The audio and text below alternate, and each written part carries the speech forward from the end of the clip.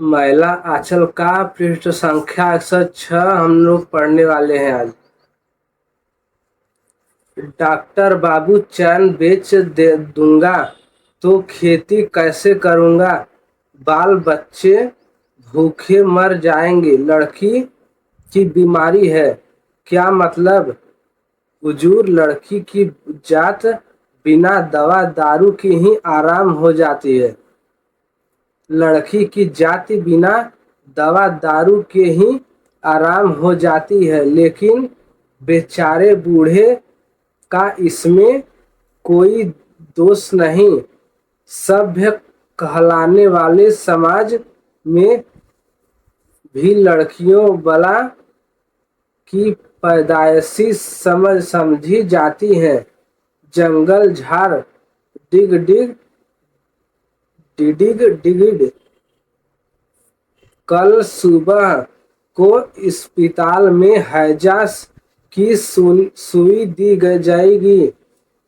सभी लोग बाल बच्चे बूढ़े जवान औरत मर्द आकर सुई ले ले। डिग डिग डिडिग। गांव का चौकीदार ढोलहा दे रहा है। हैजा के पहले रोगी को बचा लिया गया, लेकिन गांव को नहीं बचाया जा सकता। डॉक्टर ने ढोल दिलवाकर लोगों को सुई लेने की खबर दे दी, लेकिन कोई नहीं आया। कुआं में दवा डालने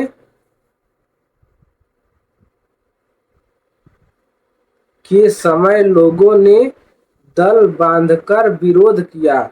चालाकी रहने दो। डॉक्टर कूपों में दवा डालकर सारे गांव में हैजा फैलाना चाहता था। खूब समझते हैं। डॉक्टर ने बालदेव जी, कालीचरण और चरखा सेंटर के लोगों को खबर देकर बुलवाया, सहायता मांगी। यदि लोगों ने सुई नहीं लगवाई और कुओं में दवा नहीं डालने दी तो एक भी गांव को बचाना मुश्किल होगा। दोपहर को बालदेव जी, कालीचरण और चरखा सेंटर के मास्टर मास्टरनी जी डॉक्टर साहब के साथ दल बांधकर निकले और कुओं में दवा डाल दी गई। सुई देने की समस्या जटिल थी। कालीचरण ने कहा, एक बात, आज कोठी का हाट है। हाट लगते ही चारों ओर घेर लिया जाए और सबको जबरदस्ती सुई दे दी जाए। जो लोग बाकी बची रहेंगे उन्हें घर पर पकड़कर दी जाए। डॉक्टर को यह सुझाव अच्छा लगा, लेकिन बालदेव जी ने एतराज किया। किसी की इच्छा के खिलाफ जोर जबरदस्ती करना क्या बेमतलब की बात बोलते हैं। चरखा सेंटर की मास्टरनी जी बालदेव जी की बात के काटते हुए बोलती, कालीचरण जी ठीक कहते हैं। बालदेव जी की कनपट्टी गर्म हो जाती है। यह औरत बोलने का ढंग भी नहीं जानती। नारी का स्वभाव बरकस नहीं होना चाहिए। कोठारिन जी कितनी मीठी बोली बोलती है, और यह तो मर्दाना औरत है। चरखा सेंटर की मास्टरनी हूँ।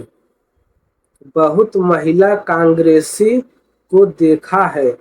माए जी तारावती देवी, सरस्वती, उषा देवी, शारदा देवी, और लेकिन कोई तो इतना कर्कश नहीं बोलती थी। हूँ, कालीचरण जी ठीक कहते हैं।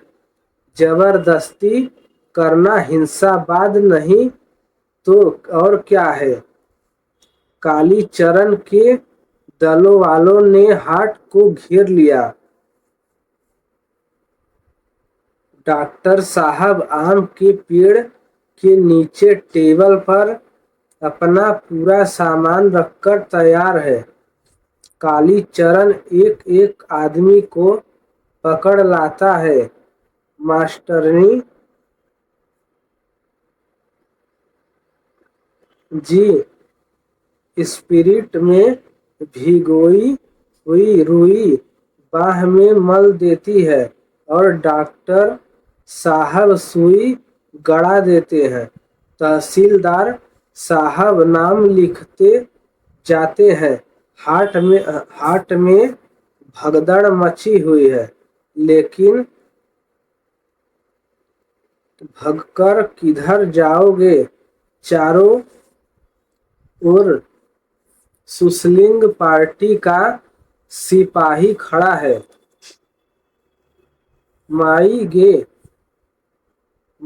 गे, हे बेटा काली, क्यों रोती क्यों होए।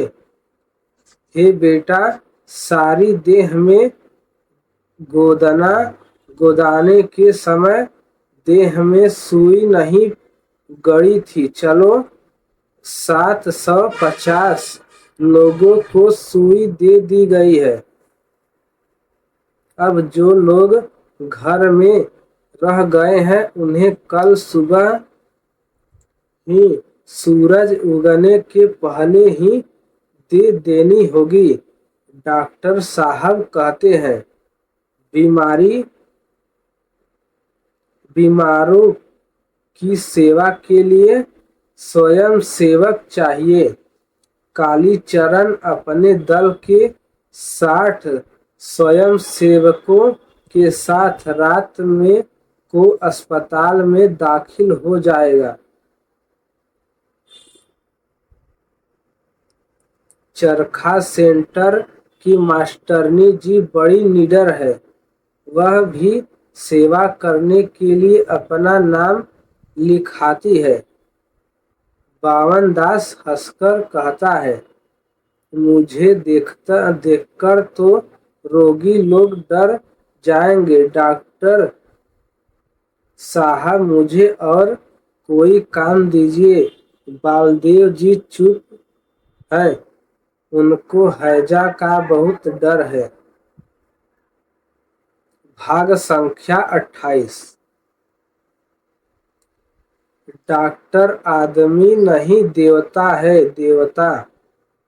तंत्रिमा टोली, पोलिया टोली, कुर्म छत्री टोली और रैदास टोली में सब मिलकर सिर्फ 5 आदमी नुकसान हुए। घर घर में 1-2 आदमी बीमार थे, लेकिन डॉक्टर देवता है। दिन रात कभी एक पल चैन से नहीं बैठा। मास्टरनी जी भी देवी है। कालीचरण भी बहादुर है। कै और दस्त से भरे बिछावन पर लेटे हुए रोगी की सेवा करना, कपड़े धोना, दवा डालकर गंदगी जलाना आदमी का काम नहीं, देवता ही कर सकते हैं। एक पैसा भी फीस नहीं लिया और मुफ्त में रात भर जगकर लोगों का इलाज करते रहे। रेशमलाल कोयरी के इकलौते बेटे को जम के मुंह से छुड़ा लिया।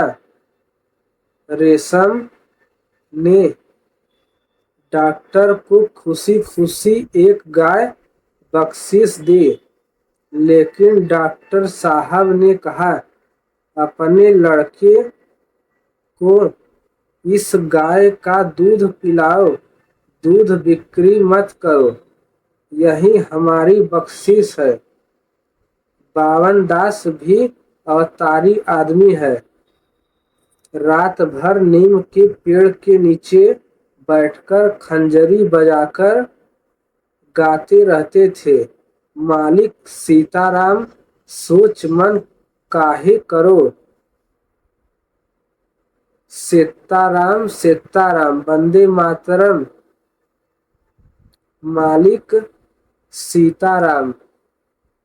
भयावनी रात में जबकि आदमी अपनी छाया से डरते थे, बावन का गीत डरे हुए लोगों को बल देता था। मालिक सीताराम सोच मन काह करो, निर्बल के बलराम। ब्राह्मण टोली में 3 आदमी मरे और ज्योतिकी जी की स्त्री तो दूसरी बीमारी से मरी। बच्चा अटक गया। कायस्थ टोली, संस्थान टोली और यादव टोली में एक भी आदमी बीमार नहीं हुआ। राजपूत टोली में 5-7 आदमी को भी रोग ने पकड़ा, लेकिन डॉक्टर साहब ने सबों को बचा लिया। 15 दिनों के बाद कमली ने डॉक्टर की सूरत देखी है। कमली ने मन ही मन कितनी बातें गढ़ रही थी। वह रूठी रहेगी, बोलेगी नहीं। 15 दिनों में एक बार भी तो आते, रहने दीजिए यहीं। होता न कि रोग का छूत मुझे लग जाता, मैं मर जाती, आपका क्या बिगड़ता। चरखा सेंटर की मास्टरनी जी जो थी, रात भर खूब चाय बनाकर पिलाती थी न।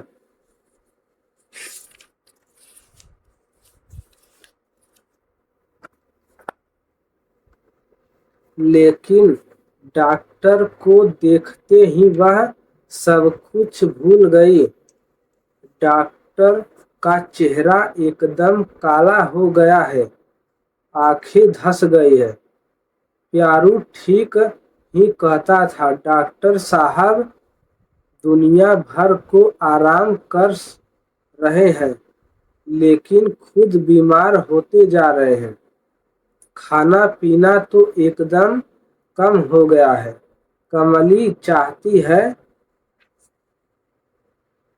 कि माँ थोड़ी देर के लिए डॉक्टर को अकेला छोड़ दे। आज वह डॉक्टर से लिपट जाएगी। कहिए हैजा डॉक्टर साहब। कमली हंसते हुए डॉक्टर के पास जाती है। हैजा डॉक्टर, सुनिए लड़की की बात जरा, मैं पूछती हूँ तुमसे कि तुम दिन दिन क्या होती जा रही हो। माँ डांटते हुए कहती है, वाह रे, रामपुर के बटैयादार लोग उस दिन आकर बाबूजी से पूछ रहे थे कि हैजा डॉक्टर कहाँ रहता है। सुना था नहीं, लोग इन्हें हैजा डॉक्टर ही कहते हैं। कमला खिलखिलाकर हंसती है। माँ हंसते हुए चली जाती है। डॉक्टर मुस्कुराते हुए कहता है, लोग हैजा डॉक्टर कहते हैं, लेकिन तुमको तो कहना चाहिए बेहोशी डॉक्टर। हाँ हाँ, बेहोशी डॉक्टर की सूरत तो आज 15 दिनों बाद दूज के चांद की तरह देखने को मिली है। और बात बनाने हैं बत, बनाते हैं। कमली मुंह फुलाती है। नहीं कमली, इस बीच मुझे बराबर यही डर लगा रहता था कि यदि तुमने कुछ गड़बड़ी पैदा की तो क्या होगा। तो मैं जानबूझकर बेहोश हो जाती हूँ। क्यों? हाँ, जानबूझकर। क्यों? क्योंकि बेहोश होने से ही बेहोशी डॉक्टर आता है। वो डॉक्टर आवे न आवे मेरी बला से अच्छी बात है तो मैं चला। वो डॉक्टर साहब इतने दिनों बाद आए हैं, चाय बना देगी। सो तो नहीं बैठकर झगड़ा कर रही है। माँ अंदर से ही कहती है। कमली दांत से जीभ को दबाते हुए उठ भागती है। माँ सब सुन रही थी। शायद डॉक्टर ने इस बार आसपास के 15 गांवों का परिचय प्राप्त किया है। भयातुर इंसानों को देखा है। बीमार और निराश लोगों की आंखों की भाषा को समझने की चेष्टा की है।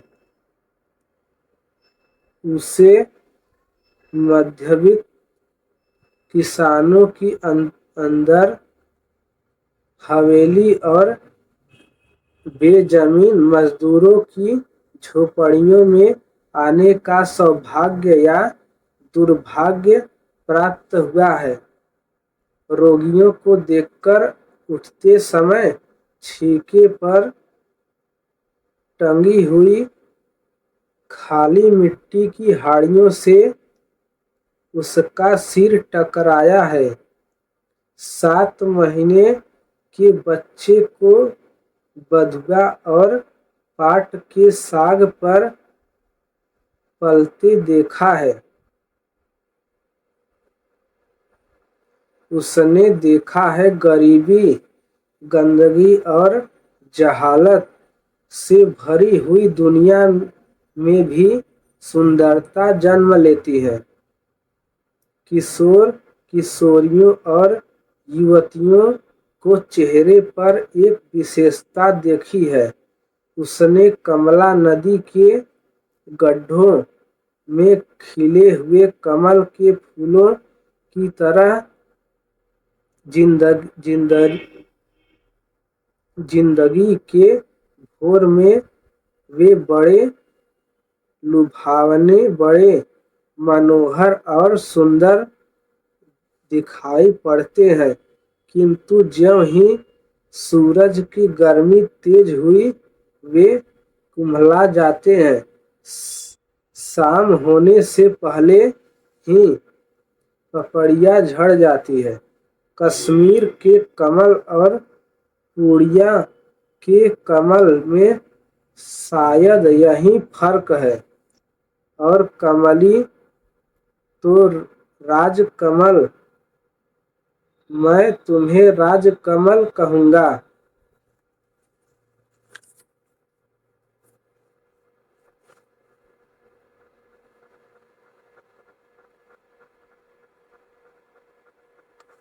महिला आंचल का पृष्ठ संख्या 109। और मैं तुम्हें प्रशांत महासागर कहूँगी। कमला ने आज अनजाने ही तुम कह दिया। प्रशांत महासागर में राजकमल नहीं खिलता। मैं कमला नदी का गड्ढा ही होना पसंद करूँगा। डॉक्टर हंसता है। कमली की बड़ी बड़ी आंखों की पलकें एक बार ऊपर उठकर झुक गई। तुमने मुझे आज तक अपना अस्पताल क्यों नहीं दिखलाया?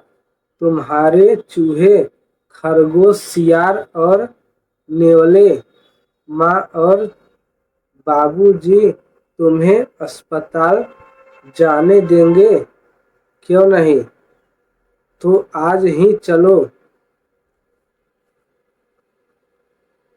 कमली डॉक्टर के साथ अस्पताल की ओर जा रही है। चैत का सूरज पश्चिम की ओर निष्प्राण सा पूर्णिमा के उगते हुए चांद का सा मालूम हो रहा है। दिन भर धूकर चलने वाली पहिया हवा गिर गई है। गांव के पनघट पर स्त्रियों की भीड़ आंखें फाड़कर इन दोनों को देखती है। झगड़े बंद हो जाते हैं, पानी भरना रुक जाता है। नजर से ओझल होने के बाद फिर सबों के मुंह से अपनी अपनी राय निकालती है। कमली अब आराम हो गई। डॉक्टर साहब ने इसको बचा लिया। दोनों की जोड़ी कैसी अच्छी है।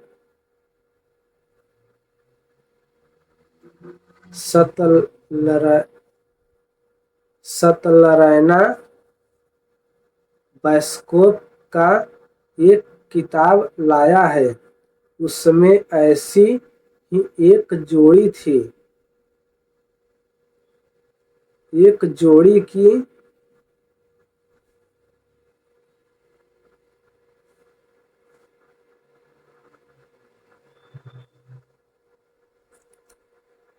छापी है।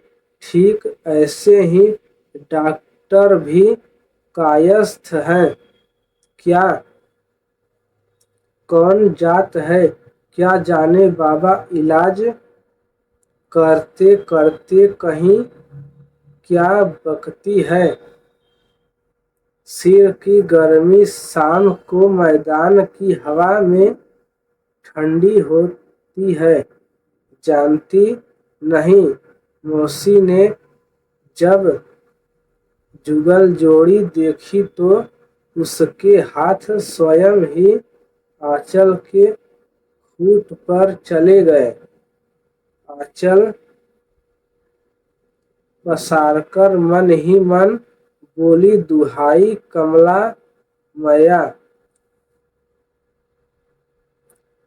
गणेश पास ही गुल्ली खेल रहा था। वह जोर जोर से चिल्लाया। पुलव से साहेब आया। पश्चिम 6 मेम। साहेब बोले, गिटिल पिटिल खिल खिल हछे मेम। कमला और डॉक्टर ने उलटकर देखा। गणेश ताली बजाकर हंस रहा था। देखो नानी साहेब मेम। दोनों ने हंसते हुए मौसी को प्रणाम किया। गणेश भागकर मामी के आंचल में छिप जाता है। कमली चिल्लाकर कहती है, अच्छा ठहरिए गोबर गणेश जी, अभी लौटती हूँ तो कान पकड़कर चांद दिखाऊंगी। तहसीलदार साहब रास्ते में ही मिले। हंसते हुए बोले, आज शायद ही पागलपन सवार हुआ था। अच्छी बात है। सुबह शाम की हवा में बहुत गुड़ है। सभी एक ही साथ हंस पड़े। कोठी के बाग में गुलमोहर की बड़ी बड़ी डालियां लाल लाल फूलों से जलती हुई हवा के हल्के झोंकों में हिल डुली रही थी। अमलतास के पीले फूल नव नववधू की पीली ओढ़नी की याद दिला रहे थे। योजना गंधा शाम की हवा में पागलपन बिखेर रही थी। शिरीष के फूलों की पंखुड़ियां मंगल आशीष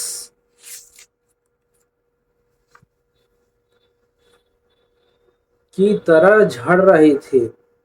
मार्टिन ने बड़े जतन से फूल लगाए थे। बाग लगाते समय उसने ऐसी ही शामों की कल्पना की होगी। बाहों में पड़ी हुई मेरी के लाल होठों की ताजगी को और भी प्राणमय बनाने के लिए पानी पटाने वाले मालियों पर वह कड़कते हुए बोला, होगा देखो एक भी गाछ सूखने पर 50 बेट देगा। चैत की गोधूली में अपनी सारी तेजी खोकर सूरज ने श्याम सलोनी संध्या के आंचल में अपना मुंह छिपा लिया था। दूर तक फैली हुई ताड़ों की पत्तियां कुछ मटमैली कुछ सुंदरी सी पृष्ठभूमि में गर्दन ऊंची करके सूरज को अतल गहराई में डूबते हुए देख रही थी। गाय और बैलों के साथ घर लौटते हुए चरवाहे सावित्री नाच का गीत गा रहे थे। आहे सखी चलू फुलवारी देखे है, देखिबो सुंदर रूप नाना रसना फूल अनूप चलू फुलवारी देखे है। गुलमोहर के लाल लाल फूल बुझ गए और अमलतास की पीली ओढ़नी न जाने कब सरककर गिर पड़ी, किंतु योजन गंधा अब भी पागल बना रही है। डॉक्टर देवता नहीं आदमी बनना चाहता है। एक जोड़ी निर्मल आंखों की पलकें जरा ऊपर की ओर उठी और फिर झुक गई। भाग संख्या 19। भाग संख्या 29। कल सिरवा पर्व है। कल परमान में मछमरी होगी। मछमरी अर्थात मछली का शिकार। आज चैत्र संक्रांति है। कल पहली बैसाख, साल का पहला दिन। कल सभी गांव के लोग सामूहिक रूप से मछली का शिकार करेंगे। बड़े छोटे बड़े अमीर गरीब सभी टापी और जाल लेकर सुबह ही निकलेंगे। आज दोपहर को सत्तू खाएंगे। सतुआनी पर्व है। आज आज रात की बनी हुई चीजें कल खाएंगे। कल का चूल्हा नहीं जलेगा। 12 मास चूल्हा जलाने के लिए यह आवश्यक है कि वर्ष के प्रथम दिन में भूमिदाह नहीं किया जाए। इस वर्ष की पकी हुई चीज उस वर्ष में खाएंगे। सारे मेरीगंज में मछली मारने वालों का सरदार है। कालीचरण हुरकवा उगने के समय ही निकलना होगा। 12 कोस जमीन तय करना होगा। इस कालीचरण ने ऐलान कर दिया है। जुलूस बनाकर चलना होगा। लाल झंडे के साथ नारा भी लगाते चलना होगा। जमींदार हौजबख्श अली ने इस बार परमान नदी के जलकर को खास में रखा है। उसके अमलों ने कहा है कि मछली नहीं मारने देंगे। मलेटरी मंगाकर तैनात रखेंगे। देखना है मलेटरी को। नए तहसीलदार बाबू हरगौरी सिंह के यहाँ नया खाता खुलेगा। शाम को सत्यनारायण की पूजा होगी। डॉक्टर को भी निमंत्रण है। तहसीलदार विश्वनाथ प्रसाद ने तहसीलदारी छोड़ दी है, तो क्या नया खाता भी न करेंगे?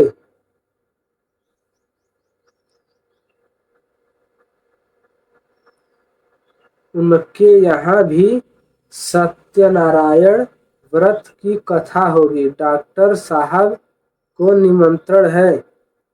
मौसी ने होली में डॉक्टर को नहीं खिलाया था। इस बार डॉक्टर को वही खिलाएंगे। मठ पर भी नया खाता होगा।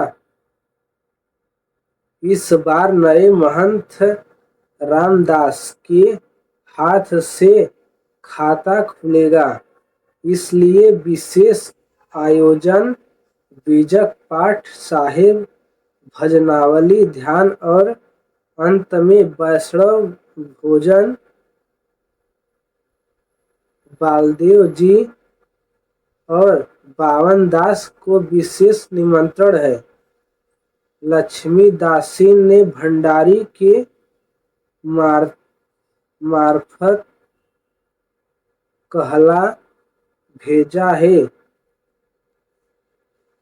बालदेव जी जरूरी आवे। गांव में वैष्णव है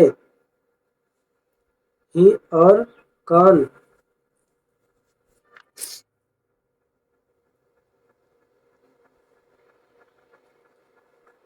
बेतार सुमरतीदास अब नए तहसीलदार का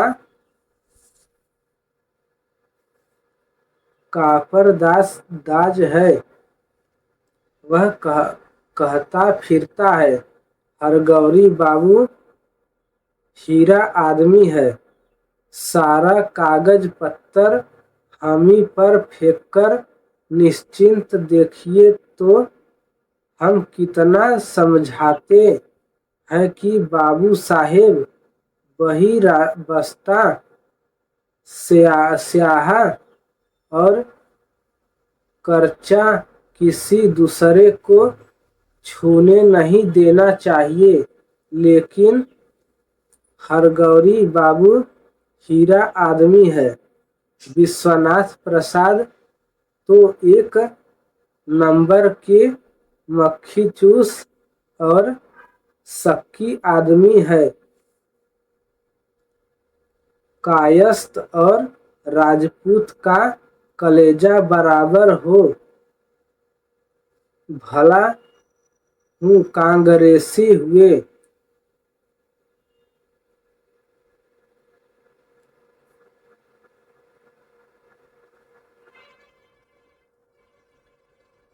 मैला आंचल का 111वां पृष्ठ हम लोग कल पढ़ेंगे। धन्यवाद।